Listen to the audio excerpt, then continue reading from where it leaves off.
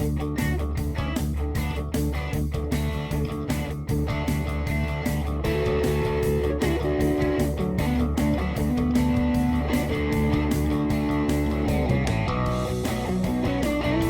to Wisdom for Life, where we sift through philosophy to find practical advice that you can use in your everyday life. Hi, I'm Dan Hayes, and I'm joined by my co-host, Dr. Greg Sadler. And today, we're talking about the social contract today. And what we're talking about here is a little bit different than most of the shows that we've done. It's a little bit more like the last episode where we're talking about topical issues of the day, and they're not just sort of trivial things, they're very momentous. Dan and I have been observing what's been going on in Milwaukee, and I think everyone's seeing what's going on, not just nationwide, but worldwide, particularly in terms of the Black Lives Matter movement and protests and policing.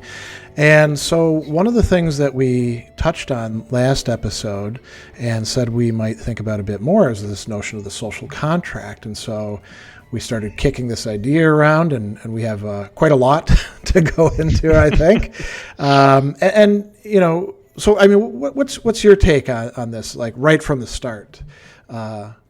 So that we're having a breakdown in our social contract, and we might need to kind of define that social contract as a term or a idea, and it's this idea that there is a certain expectations given between the populace and the government, between the governed and the governed, and what are the reasons for this, what are the expectations that are given, and what are the divisions of powers between those two groups. Yeah, and sometimes when we have that expression that a lot of people use today, we live in a society, we're expressing something that's not exactly the same as this notion of a social contract, but it's very closely related. There's norms that govern you and govern me, and we're all supposed to follow these norms, and we usually point this out when somebody is violating these norms, right? So it becomes an issue. And then, whenever there's some sort of conflict about whether a rule or a norm or expectation is legitimate or has been broken, and people don't agree about that, we have to have some way of adjudicating it. Otherwise, it just turns into people going back and forth, like when we were kids, and I would say yes and you would say no, or right, wrong, or whatever it's going to be. And then sooner or later, we're going to come to blows if we can't address these things before they turn into just pure aggression, right? Right, agreed upon set of rules, maybe a third party arbitrator of the situation at hand. Otherwise, it could easily devolve into negative and physical violence. Yeah, it's interesting. We're going to talk a bit about classic social contract theory, and one of the things that you see in almost every one of those early modern political theorists, because it must have been a big problem at the time, was that when there's a controversy, you can't make one of the sides or one of the members of the controversy the judge over the controversy. You actually do need to have something else. Maybe it's a set of laws that everyone can get behind. Maybe it's an impartial judge. Maybe it's a partial judge, but somebody who's actually at least removed from the situation. Maybe it's what they call the sovereign or the magistrate. But you can't just let one side get to decide how the conflict is going to be resolved, because it's going to inevitably, even if it's a good person, there's the early modern thinkers thought that's going to corrupt a person. So if I'm having a dispute with you, I don't know, about, airtime or something, right? You're like, yeah, you only let me talk for 20 minutes during the thing, and you talk for 40 minutes. And I'm like, well, let me tally it up. Let me decide what's fair. You're going to still end up with just 20 minutes, or maybe I give you even less. Maybe I give you 15 minutes. I'll show that guy, shut him down and shut him up, And so we need something to get us out of that sort of situation, And it's also built right into the definition there. It is a contract, and you have to. It's like a conversation. It's an agreement between two or more groups or peoples, and if they're not there, then you're just asserting authority over someone, and it's no longer a contract. Yeah, and now we should probably specify that you're not going to be able to go to the Hall of Records and find the social contract anywhere, right? It's not that sort of contract. It's something that's supposed to be more foundational, and often this is where a lot of people in ordinary discussions and parlance often get into arguments with each other, and they don't necessarily need to say the word social contract. It could be just like people sitting at a bar and somebody's like, hey, you didn't order a round of drinks, and I paid for your round of drinks, and then the person's like, well, I mean, we didn't make any explicit agreement. You can buy me whatever you want. It's nice of you to be generous. And then the first person will be like, hey, that's not okay. And they might talk about a social contract. Probably not, right? They're going to say other things like, that's not fair, or if I do this, you ought to do that as well. But there's the basic idea there is that there's a social contract that they're supposed to be following. And that's a fairly trivial thing, who's buying drinks, but it can extend to all sorts of other things as well. I had a real quick interesting story to belabor that point. Is last birthday I was at a bar for some karaoke, and one of the people that came along was a gentleman that I just met recently, but he was from India, and so we go to the bar together, and he's like,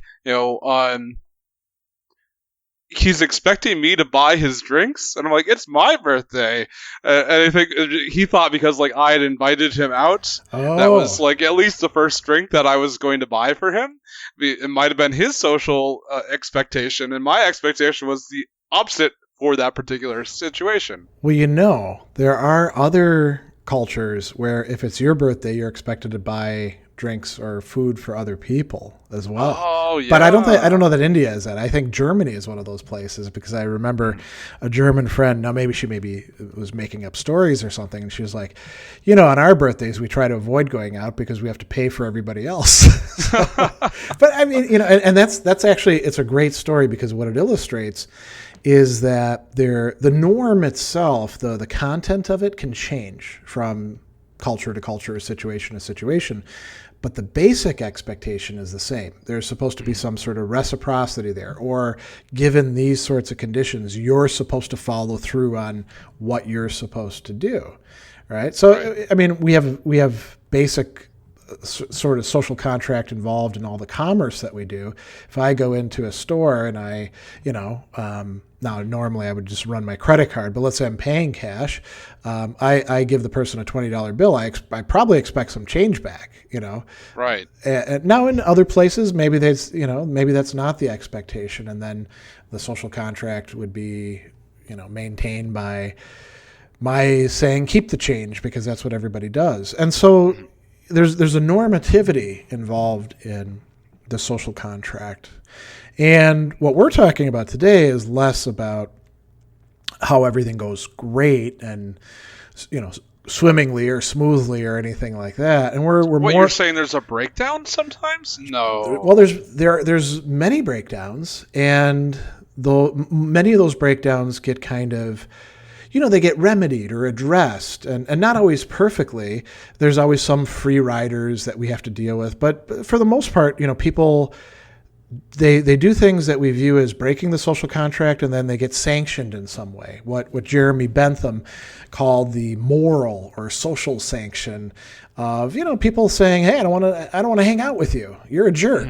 Or you really ought to go fix that. Or, people doing those sorts of things, rather than what he called the political sanction, where somebody who's authorized, uses force on you, or imposes a fine or something along those lines. There's also, I should point out too, Bentham talks about the physical sanction. There's some things that if you do them, you end up feeling pain for some reason. So there's some things that are so stupid to do, some violations that you shouldn't do, like you break into somebody's house and you get your belly stuck on the glass as you're crawling through the window.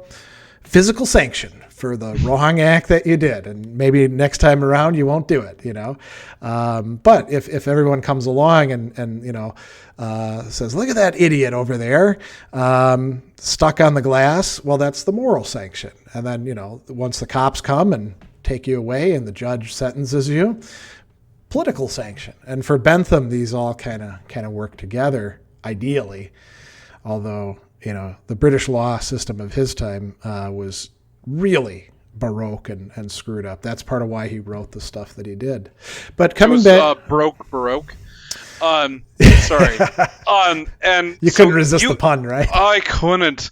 And so this idea of a breakdown of social contract, there was a video that happened recently that you wanted to talk about that with from Kimberly Jones. Yeah, and this is very moving. I think a lot of people saw the last 2 minutes of it, and that's what I saw first, where she was talking explicitly about social contract. So when I saw that, I was like, well, we have to bring this up during our show because it illustrates what's happening right now and the way a lot of people feel. So it's a 6-minute video, and we'll put a link to it. She first talks about some of the criticisms that are being made of the protests. So she's taking a strategy very similar to like Martin Luther King's letter from a Birmingham jail, where she says, our critics are saying this, let me address that first. And two of the criticisms are the protesters should not be rioting or looting and tearing up their own communities. And we hear this every time that there's something like this going on. And then another criticism of the protests was that instead of engaging in any sort of protest or violent action, they should be voting with their pocketbooks. They should be engaging in boycotts and blackouts and doing economic actions. And she said, well, that works great when you've actually got a lot of economic clout to bring to bear. And then she says, let me talk about the protests. And she says, we can break them down into 3 groups of people. And I think she's correct about this. There's the protesters, who are the vast majority, and they're upset, and they're quite often angry, and some of them could do some violence at some time, but they're not generally engaging in that. And these protests that we've been seeing over the last 2 weeks, it's really remarkable how much restraint has been shown by protesters.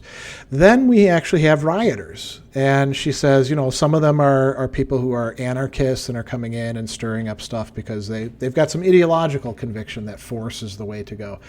And then there's the looters. And she says those people are just there to do that looting.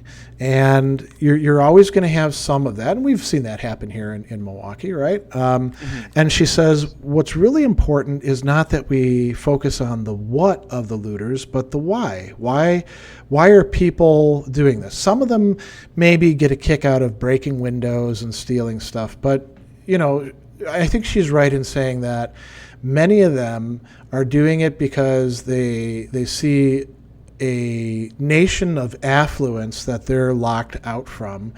And some of them are in genuine need. She talks about people who are so food insecure that they're going to break in and take food. And that does happen. And then she talks about this metaphor of a game, which is, again, quite moving. A game that's rigged from the start against African Americans, but she could be talking about all sorts of other racial minorities. She could be talking about women. She could be talking about transgendered people in the present. There's all sorts of applications of this. So you have a game that's rigged at the start, and then people work really hard to make it, even though the rules of the game are against them, even though they're not really getting equal protection or equal opportunities. And then when they make it, somebody else comes along to knock them down. So think about the Tulsa riots, a prime example, or Is it 1919, I believe? I think so, yeah. And those were duplicated, not on that exact scale, but all over the nation for years and years and years to come, And I think we should talk just a little bit about the Tulsa riot, or the burning of Black Wall Street. Yeah. So it was 100 years ago, and there was a very affluent community in Tulsa, Oklahoma, called referred to as Black Wall Street, and lots of middle class, lots of black-owned shops, black-owned theaters, and a whole thriving black community, and there was one moment that allowed them to the white populace that were upset that there were some black people that were better succeeding. than them. Yeah. I believe there's a quote about like this guy has a piano in his foyer and I don't have a piano in my foyer. Why should the black man have a piano? And so then they burned and literally flew airplanes and bombed this portion of the city. Hundreds were murdered. Yeah, it was terrorism on an incredible scale here in the United States, and to make things worse, the riots ended up getting blamed on the black community as if they'd provoked it, and we, again, we can think of many situations like that. What's happening in a case like that? It's what Kimberly Jones is talking about: is the game is already rigged. They succeed despite the rigging. Somebody else comes to knock them down afterwards. So the rules of the game change even after that. And so she says the game keeps getting re-rigged against African Americans. And then there's a passage where she says, well, why are people burning down the neighborhood? And she says, it's because it's not our neighborhood. We don't actually own anything. And I think that's a really central concept. It's not just about ownership in terms of property. It's ownership in terms of buy-in. It's ownership in terms of feeling like you belong and are part of a community and will be protected by the same norms as other people have. Then she brings up Trevor Noah, who brought up the idea of social contract on his show, and he was using the example of stealing. And this is a very, very basic concept. You find it running in almost every ethical code. Keep your hands off of other people's stuff. And he says, when the social contract is violated, the authority comes in to fix the situation. And then she says, but the situation is killing us. And so the social contract is broken. And that's where I think we have to start in thinking about the social contract. If the social contract is indeed broken, or if it never really was what it was supposed to be, then it's a legitimate question. Why should she or anybody else who's not being protected by the social contract follow the social contract? And she puts it in terms of why should she care if the Football Hall of Fame gets burned down? It's not her Football Hall of Fame, and she can't even say that it's our Football Hall of Fame, And I think that this is a very legitimate question to raise. Have African Americans, and we can broaden this to all sorts of other people, and we can talk in terms of class as well, have people been shut out of the social contract? So in order to answer this, of course, I think we have to talk about what the social contract is. We touched on like the basic idea of it beforehand, and so it's kind of like it's this thing that we're given at birth for the most part. Like, none of us were the ones that like set up a country, and there are a few people who think they are, but but we're born into it, and we, for the most part, we don't ever question the merits of that contract that we're born into. Only through experience, if it doesn't work for us, then do we start to do that. And for those people who the social contract is working for, they have no reason to upend the status quo. And then when someone dares to say that the system is no good, many will defend that system unthinkingly without looking at the merits of the argument being put forth and say kind of a society by way of a sports affiliation. Now, what do you mean by that? Like sort of like a rooting for your team, or? Yeah, like, without unthinkingly. As like, this is the way it is, and this is good, because it was the thing that we all have, right? Yeah, okay.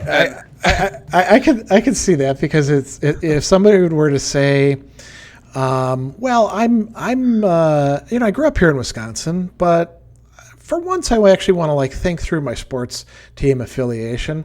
Which of the NFL teams should I be supporting? And a lot of people say that I should support the Packers because I'm from here, but I should give each of them a look. We would say, oh, that's a very unusual person. I don't know that that's how we decide our sports allegiances. And so you're saying that that the social contract that we're inhabiting and guiding our actions by is something usually like that. Yeah, just that we're given to it, and then unless we accept it and we bring it into us as part of our person, just because that is the way that we were, it's the water that we were swimming in when we, were born. So it's almost think that's the way it is. Yeah, so it's almost like we drink some of the water and it becomes part of the fabric of our body then, right? Mm-hmm. It's not just that the water is external to us. I mean, classic social contract theory, they tended to talk about it in a very artificial way where like people got together at some time and they didn't have a government and they all like came to an agreement and said these are the basic norms that we ought to be following, and then who's actually gonna be in charge of this? Who's gonna administer these norms? Oh, we'll pick that guy over there and give him a couple assistants to work with, and it never. Such a philosopher's way of thinking about it, and it probably was nothing like that. There was like some guy, and he was like the big guy, and he like started doing things, and over time certain things were better than other things, and then certain ways of doing things just kind of grew out of that. And there's this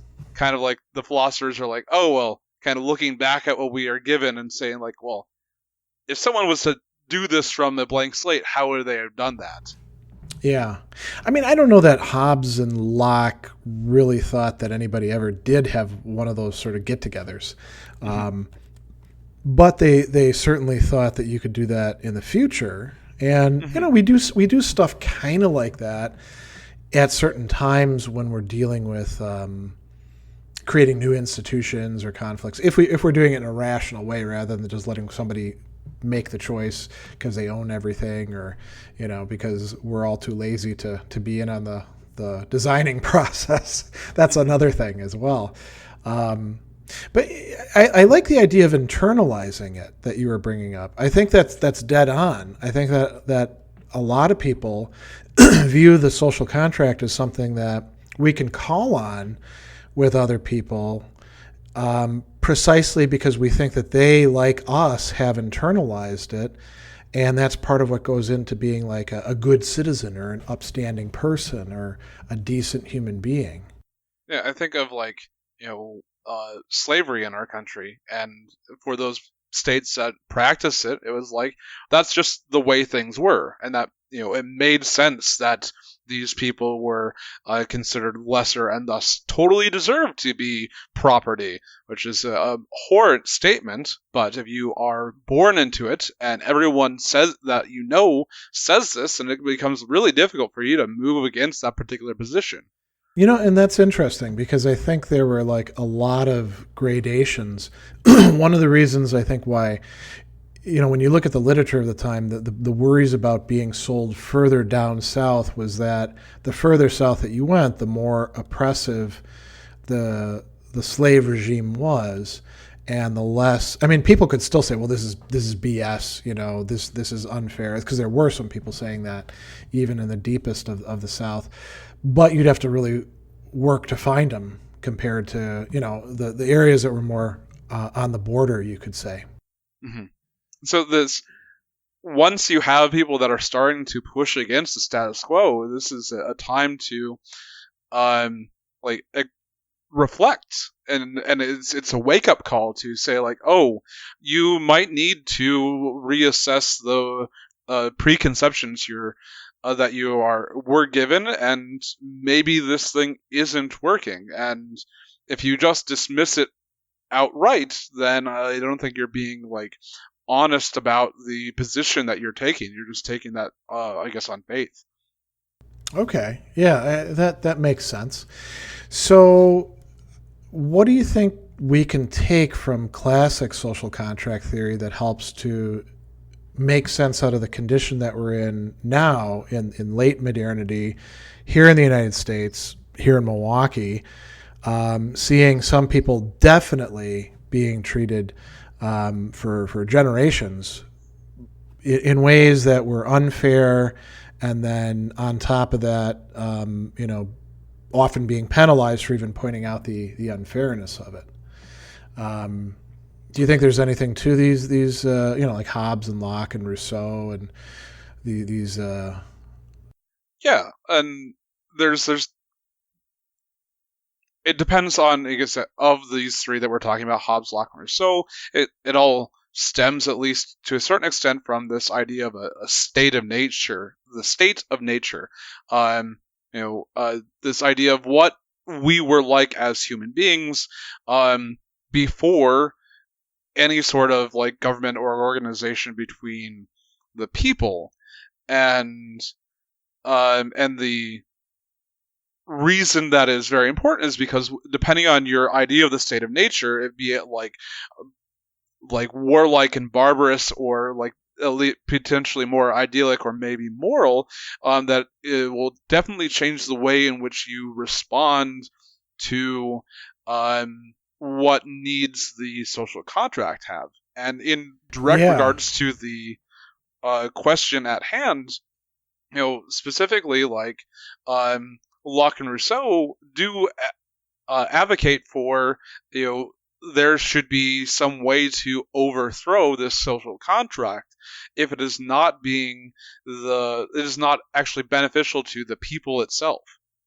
Yeah, and both of them, in talking about that, it's not the contract per se as like a set of norms that they usually have a problem with. It's the person who's in charge of enforcing it, who's either being lazy or selfish or partial or malicious, or doing something that they're not supposed to do. And they usually use the word, like Locke talks about the executive, Rousseau talks about the magistrate. And so, one of the things that you see social contract theory always focusing on is, why should the people who are having authority used on them, why should they go along with it? And in some cases, Locke would say, they can push you so far, and then after that you revolt, and that's A-okay. I mean, that was the justification for the American Revolution. Rousseau ends up being used by the French to talk about their own revolution. So that's an important part of it. Do you think it boils down to a conception of, human beings can be viewed as basically good or basically bad, or is that oversimplifying this? Well, it's a little oversimplifying, but like that's the idea that humans are basically bad is kind of the idea of Hobbes. That human nature is like warlike, and human life is suffering and short.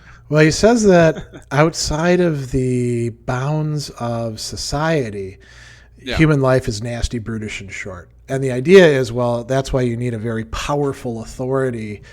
And Hobbes is really somebody good to bring up here. So he's very worried about falling into a state of nature, and there's a couple different ways in which this gets construed. It could be like some legendary state where we're all like hitting each other with clubs for, whatever it is that we've got. Or it could be like, a society breaking down, an actual society, because of people not being able to get along, and not just motivated by competition or, not liking each other, but they can't agree on moral norms and how things ought to be judged. So society itself breaks down. And he saw that happen with the English Civil War, which is incredibly bloody and violent. He was sitting it out in Paris at the time and got to know the young king who later brought, when took over, and Hobbes was actually one of his favorites for a while. And Hobbes thinks that, here's where it's very applicable. You have to have a really powerful, what he calls sovereign, who has the power of life and death over all of us, and who not only gets to make the rules, but who cannot be questioned. And he's the arbitrator between these warring factions, be it individual. You can't even allow, for Hobbes, you can't even allow there to really be factions. You need to defang them and disarm them. Nobody can be stronger than the sovereign. If you allow private armies, because that was a big problem in among the aristocracy, they'd actually have these private armies. You're sooner or later you're gonna be in trouble. And so Hobbes would say, whoever happens to be in charge, it's always better to let them be in charge than to risk everything falling apart. And so I think a lot of people who are making justifications for a lot of excessive police force right now are pretty Hobbesian. They view the police as that thin blue line against the chaos and barbarism and anarchy that would be happening if we don't support them. And I think this, sometimes emboldens the police themselves to view themselves as the magistrate who gets to impose their will on everybody else and who cannot be questioned. And that's what we see in these protests, right? Mm-hmm. A lot of the police aggression and brutality has been against people questioning the police, saying, right, what are you doing over there? Why are you shooting tear gas at us? This isn't right. And then the police come in and start just, the things that we've been seeing on video over the last week are very eye-opening. The response to police brutality with police brutality, or the response to the protests against police brutality with police brutality. Yeah, and I think that is quite Hobbesian. And it's an attempt to try to impose, let's call it a warped social contract. A social contract that doesn't actually serve the people under it. A Hobbesian social contract isn't a very good social contract. It's, to go back to last week, this distinction between positive and negative peace. Yeah. Explain that a bit for those who haven't heard last week's episode. Positive and negative peace is this idea that where you can have peace, which is just the lack of violence, and a negative peace is a lack of violence due to exerted force. And so, prisons can be peaceful because there's a force that will do great harm to you if you step out of line. Yeah. But that doesn't really well translate into a community. And the idea of a positive peace is that one in which is, full of justice, that people want to be interacting, and there's no want for any sort of violence to be happening in the first place, that people are all have total buy-in. Whereas, the negative piece is one where, people don't have buy-in, but they only don't revolt because of the repercussions. And it just doesn't result in a happy society or community. It's a festering pustule waiting to burst. That reminds me, too, of St. Augustine in The City of God. He talks about peace as something that all human beings actually do desire and seek. And he brings up, there's people who bring up counterexamples, and he's like, well, I can answer this one and this one and this one. We don't have to go too much into that.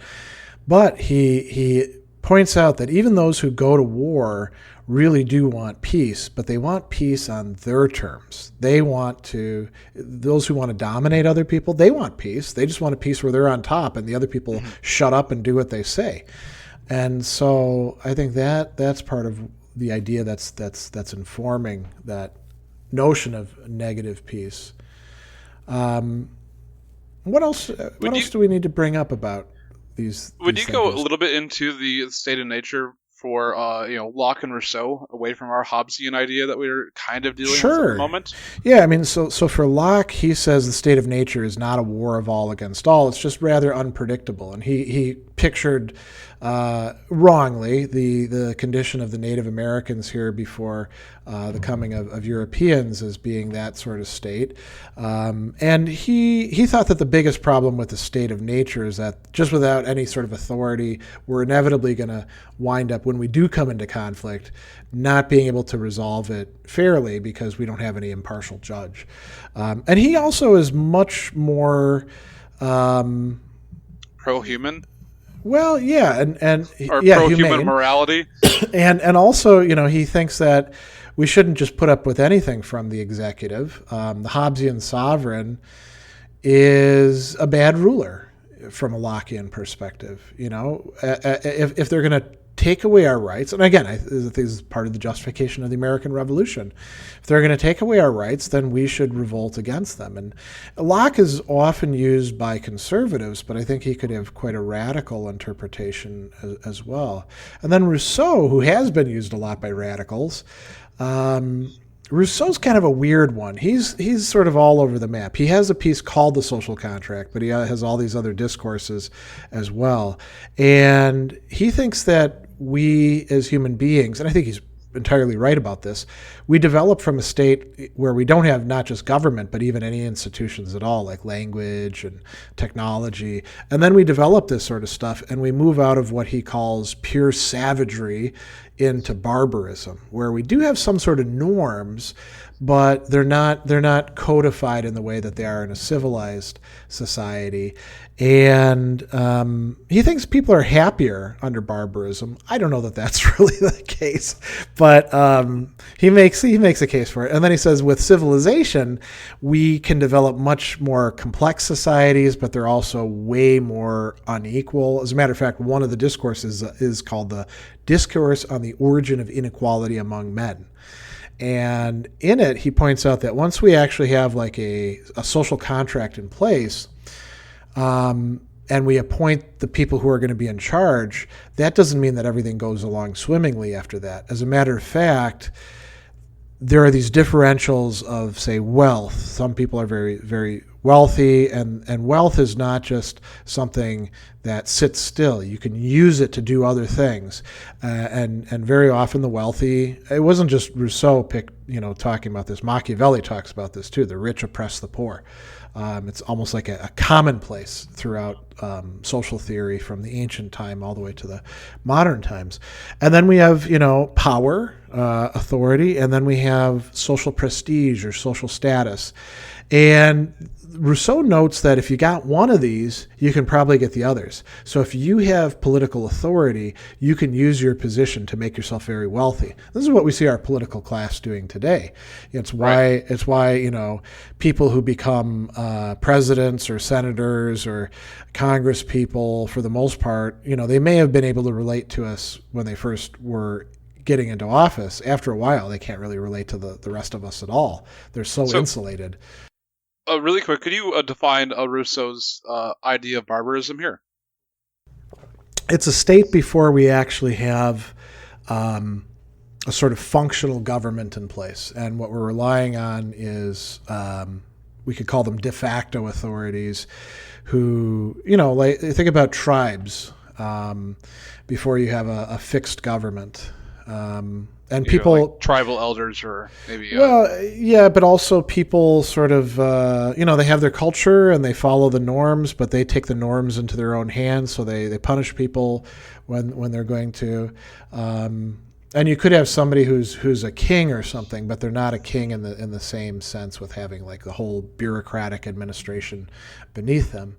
And so, these kind of fade into each other. He presents it as if there's like almost like an on-off switch. Like you go from savagery into barbarism into the social contract, but it's not quite so simple, of course. But he does think that if things get bad enough, society will break down and the social contract will be broken.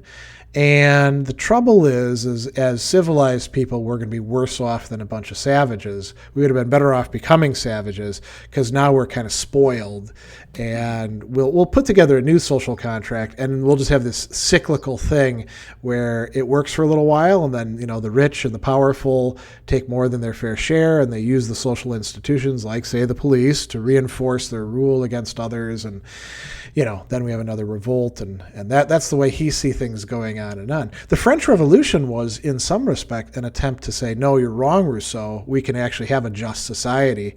Turned out it wasn't completely just, Yeah, let them eat cake and also. Well, that's the falling heads. Oh, that was that's prior to it. But then.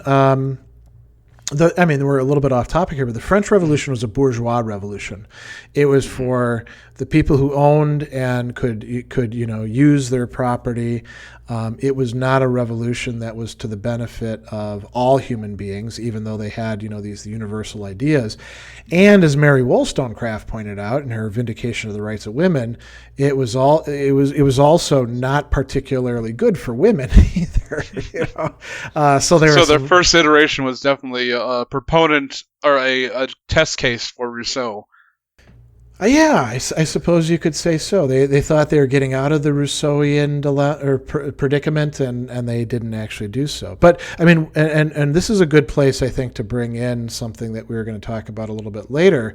Another theorist, Charles Mills, who has talked about the racial contract that, and it doesn't just apply to the United States. You can find similar things, done in different ways, say in Brazil or in France or in other places. But what he points out about America is that we've been very attracted to this notion of social contract, right?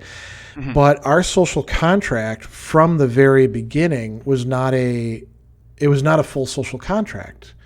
Instead, there was he thinks, a deeper racial contract that was more fundamental to Western society as we started, evaluating people in terms of things that had not been markers beforehand that were meaningful in terms of race. And the race in this racial contract, that again, nobody got together and said, let's sign this and work this out. It just kind of happened this way. It determined who would count as a person. So some people were counting fully as people. Others were only partially people. Some were not considered to be people at all, just animals, machinery to be used. It could determine, in which circumstances a person would be considered to be a person. And unfortunately, no matter how it happens to people, this is going to be bad, but it happened along racial lines. So as these notions of races became more and more developed, it fell here in the United States on everybody who wasn't considered white. And this racial contract, you could think of it as sort of a social contract to include some people and exclude others. And Mills really wants to stress that although there have been a lot of deliberate decisions by people exhibiting racial prejudice or, even engaging in terrorism, let's say through lynchings and things like that, it works even if people stop being overtly racist because of systematized racism. And this is a controversial topic.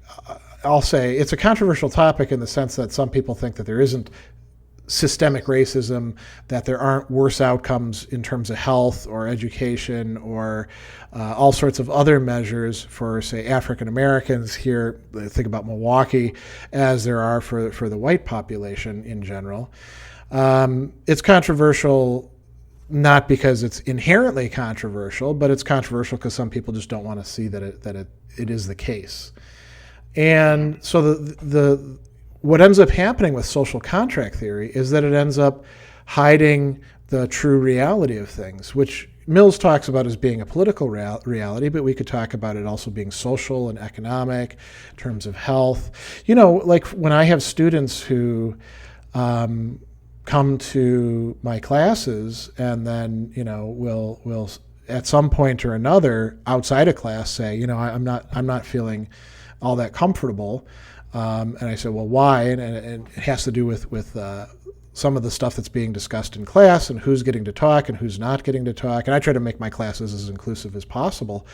That's part of what Mills is talking about. And that might be seen as kind of trivial, compared to policing, but it all, figures in one way or another. And I think it all kind of matters. So to go back to where we started with Kimberly Jones talking about the social contract being broken, maybe the social contract has been broken for a very, very long time. Mm-hmm. Since the inception of our country, basically. In that Millsian sense.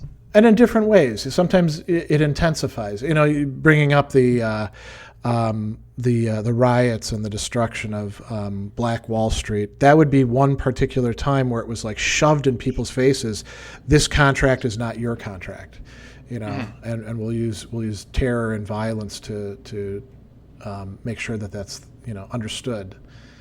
And there's a difference also here between the laws in the books and the enforcement of those laws, and how that social contract, or that I guess this racial contract is applied or not applied based on who has the power and who can enforce those rules.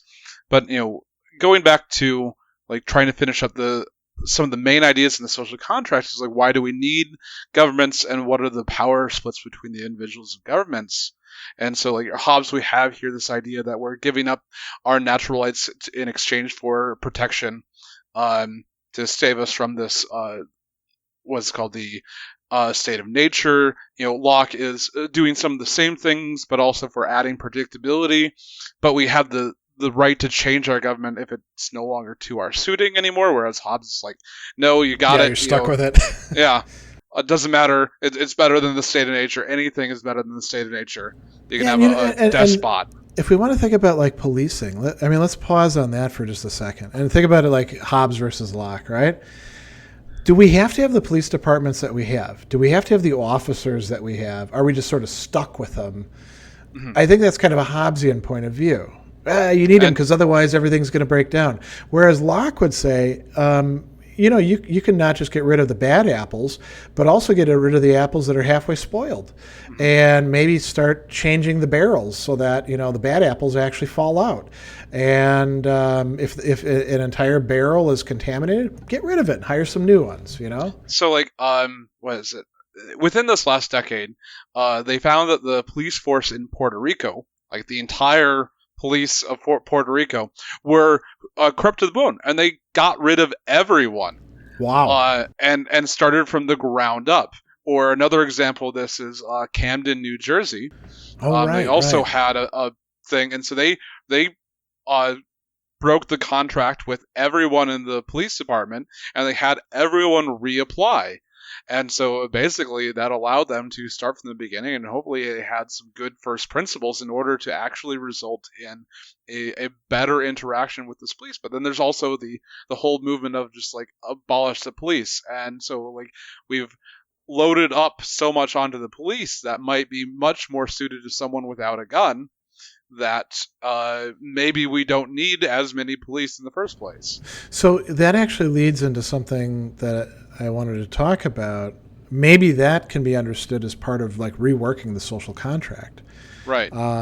Because the question is, okay, so if we have a lot of people who rightly think that the social contract has been broken for them and remains broken, what are our alternatives? We can say, well, it's too bad that you feel that way, but we're going to keep on going on. And then that's kind of a stupid way to proceed, I think, because then obviously things are not going to get any better, and it's unjust as well. It's inhumane to do that. So if we want to have a new social contract, what does the social contract look like? I think that reforming police departments would be part of that, but also, like you're saying, defunding them partially, taking some of those monies and putting them into other things. I was astonished to find out that 41% of Milwaukee's budget goes to the police force. That is a lot. Yeah, more than Minneapolis. Oh, and considering how much people like despise their property taxes here. Yeah, and so how much is going towards education? How much is going towards healthcare? How much is going towards the library? It's less. And so, I mean, I'm not saying that we need to do more for the library necessarily. I think our libraries are doing pretty good, but Milwaukee Public Schools could definitely use some of that money. Public health. Yeah. Oh. And the public health could go towards social workers and people coming in to help us deal with addiction in different ways and mental illness in different ways. It doesn't require such a massive policing presence. Mm-hmm. And a lot of times the policing is detrimental to the individuals. It's not actually benefiting them. And so like we're coming to this point where what happens when we have this breakdown of our social contract? And right now we're living that experience. And so you get people that either start to voice their concerns, start to protest. It starts small and then it gets larger, and then if you're not going to actually deal with the protesters and saying that there is something significantly wrong, then riots are going to break out because people no longer have any buy-in to the system. This is kind of the whole idea with MLK and Malcolm X. Oh, right.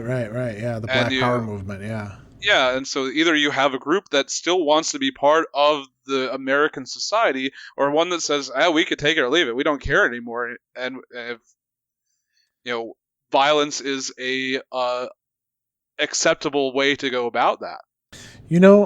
That's a really good point. And I think part of what's been going on for a long time and being articulated in many different ways is this idea that American society, if there's going to be buy-in to it from those who've been marginalized, oppressed, in some cases terrorized, American society has to be different than what it's been in the past. So it's not like saying, well, you fit yourself into this category here that we've got. No, the category has to widen and change and become more inclusive. And if you want to take a different example, you go to the American Revolution, and there were protests, and then there were take the Boston Tea Party. You're getting some destructive things, and then the final step is overthrow of government. If the government doesn't respond to the the will of the people here, then there's going to be another step, and they're dissolve those political unions. Yeah, the Boston Tea Party is an interesting one because I've seen that used as a counterpoint, and I think rightly so, to people who are like, all this property damage and defacing things. Oh, it's so terrible, and you're like, I guess you don't like the revolutionaries then, because they thought that throwing all this stuff overboard was a-okay in those situations. Mm-hmm. So how do we reconstitute the social contract? What can we do? I mean, what provides us with a good model for what a better social contract would look like? I think at least one would be to bring in John Rawls. He's a rather contemporary philosopher who talks about specifically in this regard the idea of the veil of ignorance in creating. I'll step back a moment. He has a process by which he thinks that people should create a society in which they create it, and they will not know which position in that they will be taking within that society once they join it. And so basically they'll be born into the society, and they can either be born into the very top of the society, or they could be born at the very bottom of the society, or any place in between. And this is the idea of this veil of ignorance, that you don't know your position going into it. And he feels that, I guess, that is one process by which we can think about this in kind of the abstract. Yeah, and the idea is that you wouldn't know whether you would have any sort of handicaps or where your desires would lie, or what talents you would have or lacks of talents, or any of those sorts of things. Now the question is, well, how would you set up society? And Rawls thinks, well, if you're a rational person, you would definitely not pick a society in which the poor are screwed all sorts of different ways, because you might be one of them. It would not be rational to do that. And I think this is pretty good. And I use this with my students quite a bit, and have them sort of reconstruct what a decent society would look like. Rawls thinks that if we do this, we're going to come up with two basic rules, and I think these are pretty good.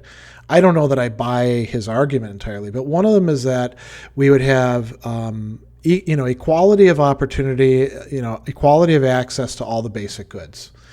And so it doesn't mean that everybody has to have exactly the same thing, but you can't restrict people from enjoying them. So, for example, racial profiling in policing would be ruled out. Because it's restricting people from, say, public spaces or justice in the abstract. Exactly.